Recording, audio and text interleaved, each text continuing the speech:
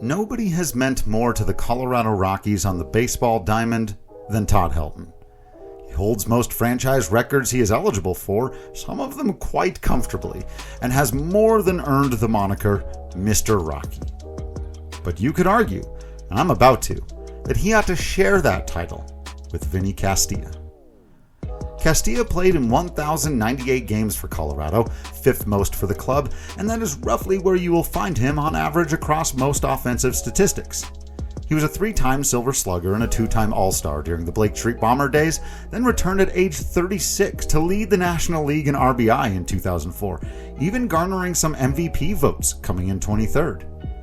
After brief stints in Washington and San Diego, Castilla returned home to make sure that when he finally hung them up for good, he was hanging up Rockies colors.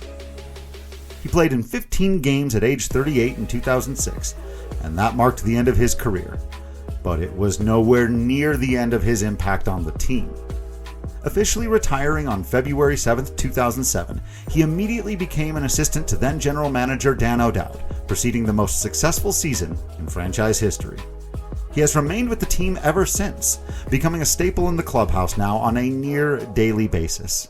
Castilla's official job title is assistant to the GM, but that hardly encapsulates the entirety of what he does and has done for the on and off field culture of this team.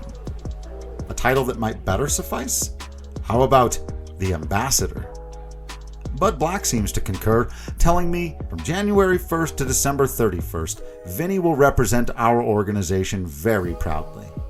Even the best statisticians have yet to produce a number that can measure wise sage guru magic above replacement.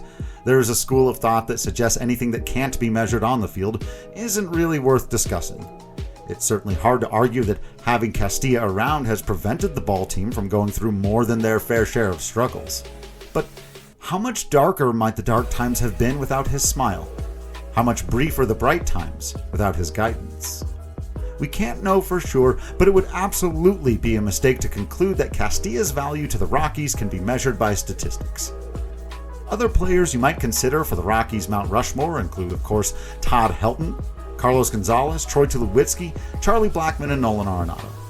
Quite frankly, each of those ball players produced more in a Rockies uniform than Castilla did, and most can make the argument of being more talented.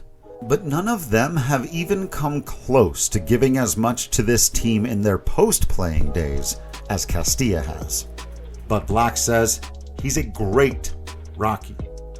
Maybe the greatest, all things considered? On Friday, April 9th, 1993, the Rockies played the third game in the history of the franchise and the first MLB game in Denver at Mile High Stadium. Castilla made his Rockies debut. He subbed in for Freddie Benavides and grounded out to short in his only plate appearance of the game. From that moment to this one, he has been a part of the Rockies' DNA. 9 years playing, 16 as an advisor. That's a quarter century spent in that uniform. The Rockies have never been to the postseason without him. Whether it was mashing homers in his heyday, returning for one last hurrah, or passing on his wisdom to the next generation, the legacy of the Colorado Rockies cannot be separated from the legend of Vinny Castilla.